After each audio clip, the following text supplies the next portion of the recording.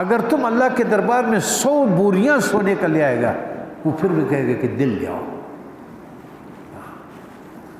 یہ ایک وہ ہے، ایک سڑک ہے ادھر کوئٹہ میں، وہ اللہ والوں کی باتیں اپنی ہوتی ہیں، اس کا ہے، وہ پیر عبدالسلام صاحب ہوتے تھے۔ اب اس کے نام سے یہاں پر کوئٹہ میں بھی ایک روڈ ہے، سڑک ہے، ان لوگوں کو معلوم ہوگا جو اس طرح۔ تو وہ پیر عبدالسلام صاحب دہلی سے آتے تھے، انگریز کا زمانہ تھا۔ تو دہلی میں پیر عبدالسلام صاحب جہاں رہتے تھے ایک چاردیواری تھی، پھر باغ تھا، پھر پیچھے رہتا تھا۔ جب وہ پیچھے رہتا تھا تو اس کا ایک درویش دروازے پہ بیٹھا ہوا ہوتا تھا، تو وہ اس سے اجازت مانگتا تھا۔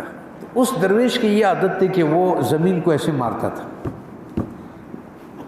جیسے ہم لوگ ٹیلی فون کرتے ہیں نا، پھر وہ زمین پہ کان لگاتا تھا۔ اب وہ جو آنے والا تھا وہ اس کی باتیں سنتا تھا، اگلے جو اس کے خیال میں تھا وہ تو نہیں سننا، آواز آتی تھی، اس کو کہتا تھا فلاں آدمی آیا ہوا ہے۔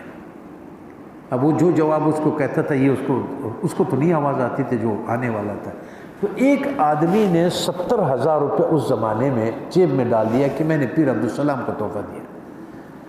اب غلطی کیا ہو گئی؟ غلطی یہ ہو گئی کہ اس کا خیال آیا کہ آج تک پیر عبدالسلام کو کسی نے 70,000 روپے نہیں دیا ہوگا، اور 70,000 روپے ڈال دیا۔ تو یہ جو درویش کے پاس کھڑا ہو گیا، بولا میں اس سے ملنے آیا ہوں، تو اس نے زمین کو مارا، بولا صاحب فلانا آیا ہوا ہے۔ اب اس کو آواز نہیں آئی، بولا کیا کرنے آیا ہے؟ بولا ہاں صاحب آپ کے لیے پیسے لایا ہے۔ تو آگے سے اس نے جو سوال کیا اس کے جواب سے پتہ چل رہا ہے کہ اس نے بولا کوئی عیب ہے اس میں؟ اس نے کہا ہاں صاحب عیب ہے پیسوں میں۔ تو اس نے کہا کیا عیب ہے؟ اس نے کہا کہ جب جیب میں ڈال رہا تھا بول رہا تھا کہ 70,000 روپے آج تک کسی نے نہیں کہا۔